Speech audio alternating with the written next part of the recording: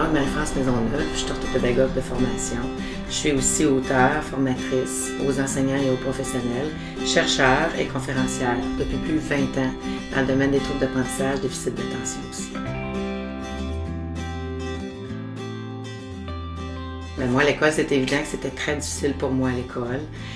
Souvent, les gens ne comprenaient pas ma condition parce que je suis atteinte du trouble déficit d'attention avec hyperactivité. Les gens, ils m'appelaient la grenouille. Je sautais tout partout, j'étais tout partout en même temps.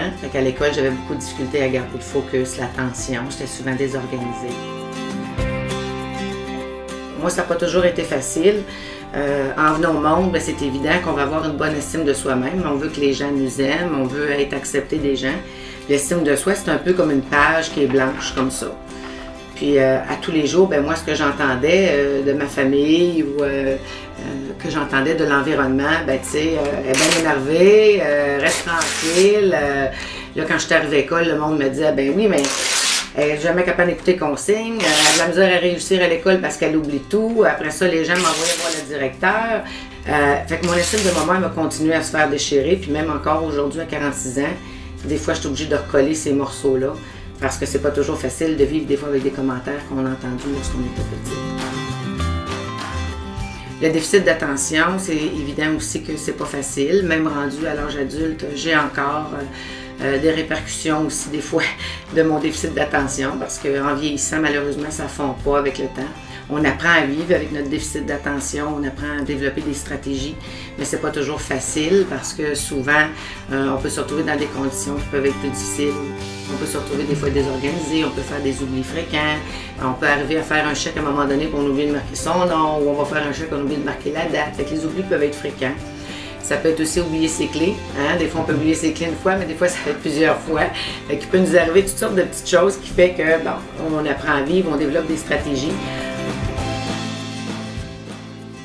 Les gens souvent vont me demander pourquoi, puis comment ça se fait que j'ai été capable de réussir ma vie aujourd'hui à 46 ans. C'est évident que la première chose que j'ai fait pour être capable de bien réussir sa vie, il faut être bien entouré. Puis moi, je me suis bien entourée de personnes qui étaient passionnées comme moi, qui avaient à cœur aussi la mission de l'entreprise, d'être capable de favoriser l'apprentissage chez chaque apprenant, autant l'enfant, l'adolescent que l'adulte. Les enfants qui sont atteints de troubles d'apprentissage, c'est des enfants qui sont créatifs, c'est des enfants qui sont débrouillards, qui ont une pensée innovatrice. Donc, ce sont des enfants, eux aussi, qui nous apportent de grandes choses. Puis avoir la chance de travailler avec ces enfants-là, de leur faire vivre peu à peu des succès, des petites réussites, donc, puis de penser qu'on peut modifier leur trajectoire. Donc, c'est extrêmement valorisant.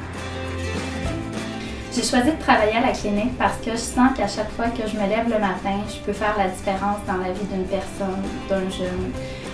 Pour moi, c'est important de pouvoir avoir les outils spécialisés, d'être avec des gens, des professionnels qui sont aussi spécialisés pour pouvoir offrir le meilleur à des enfants, des adolescents, et aussi donner l'espoir à des parents qui veulent accompagner leur petit coco, leur cocotte dans leurs défis.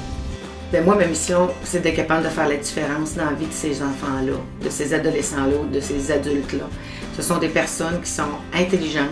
Et si on est capable, dans le fond, de les évaluer, de leur donner aussi de la formation, de mieux comprendre leurs conditions, d'apporter un support, que ce soit le support aux parents pour mieux comprendre l'enfant ou que ce soit un support à l'apprenant directement sur sa condition, c'est évident qu'on peut faire toute la différence.